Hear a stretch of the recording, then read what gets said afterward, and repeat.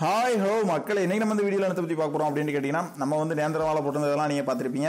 அதில் வந்து வெள்ளத்து காரணமாக மடல் அவ்வளோ பழுத்து போய் இருந்துச்சு. அதுக்கு அடுத்த கட்டமாக இப்போ வந்து வெள்ளம் வந்துட்டு போய் கரெக்டாக ஒரு மாதத்துக்கு பிறகு நம்ம செஞ்ச வேலையை தான் பற்றி இன்றைக்கி பார்க்க போகிறோம்.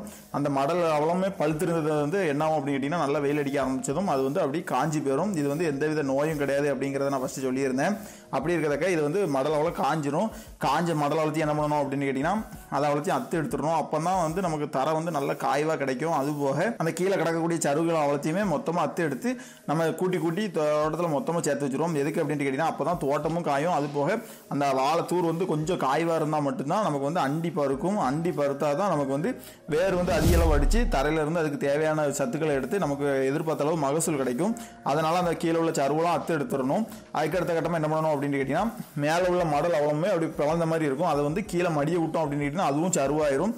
நமக்கு வந்து குறைஞ்சது அந்த இலையையும் நம்ம வந்து கொஞ்ச நாள் சேவ் பண்ணி வச்சிருந்தோம் அப்படின்னு கேட்டிங்கன்னா, அது மூலமாக பச்சையும் நமக்கு சூரிய ஒளியிலேருந்து அதுக்கு கிடைக்கக்கூடிய சத்துக்கள் அனைத்தையும் எடுத்து நம்ம எதிர்பார்த்த மகசூல் கிடைக்கும். அதனால் என்ன பண்ணணும் அப்படின்னு கேட்டிங்கன்னா, ஒரு வாழைச்சருவை எடுத்து அந்த கீழே சரீர மாதிரி இருக்கக்கூடிய வாழை இலையெல்லாம் மொத்தமாக எடுத்து கட்டி வச்சுக்கணும். எதுக்காக அப்படின்னு கேட்டிங்கன்னா, அந்த வாழை மடல் வந்து கீழே சரிஞ்சிட்டு அப்படின்னாலே அது வந்து ஒரு 15லேருந்து 20 நாளுக்குள்ள அது சருவாக மாறிடும். அதே இது நம்ம இப்படி கட்டி வச்சிருந்தோம் அப்படின்னு கேட்டிங்கன்னா, அது வந்து பிளந்து கீழே உலாமையும் இருக்கும்.